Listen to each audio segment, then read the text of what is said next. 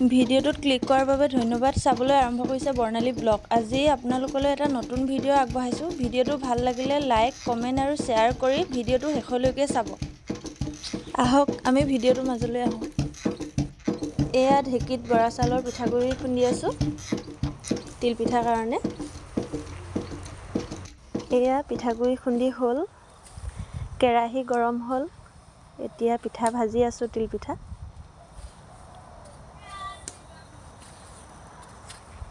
তিলপিঠাটো উঠিলে বনাই বহুত ধুনীয়া লাগে। হাতত কাপোৰখন মাৰি লৈছোঁ, নহ'লে জুইয়ে ডাকে। আপোনালোকে মোৰ নিচিনা পদ্ধতিত তিলপিঠা ভাজেনে নে বেলেগকৈ ভাজে কমেণ্ট কৰি জনাব।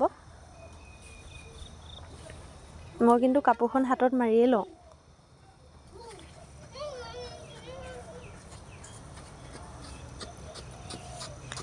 এয়া পিঠা ভাজি হৈ গ'ল।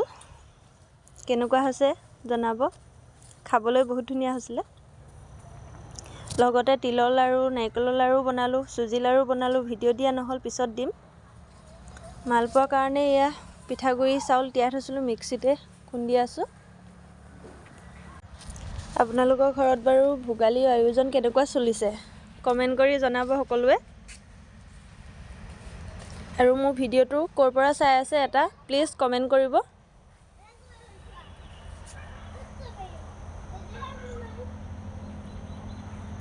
এয়া মালপোৱাৰ কাৰণে চাউল চালি আছোঁ আৰু মিক্সিতে।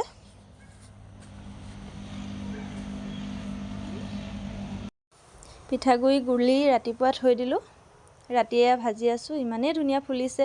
ৰাতিপুৱা গুলি ৰাতি ভাজিলে বহুত ধুনীয়া ফুলে। দেখিছেই নহয় ইমান ধুনীয়া ফুলিছে, খাবলৈও ইমান ধুনীয়া হৈছিলে। আপোনালোকৰ ভোগালী আয়োজন কেনেকুৱা চলিছে এটা এটা কমেণ্ট কৰি জনাব। লগতে ক'ৰ পৰা চাই আছে মোক এটা এটা কমেণ্ট কৰিব।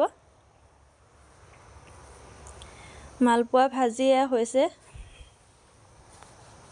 দেখিছেই নহয় কিমান ধুনীয়া ফুলিছে। লগতে তেলপিঠাও ভাজিলোঁ, ভিডিঅ' দিয়া নহ'ল, ফটো শ্বেয়াৰ কৰিছোঁ।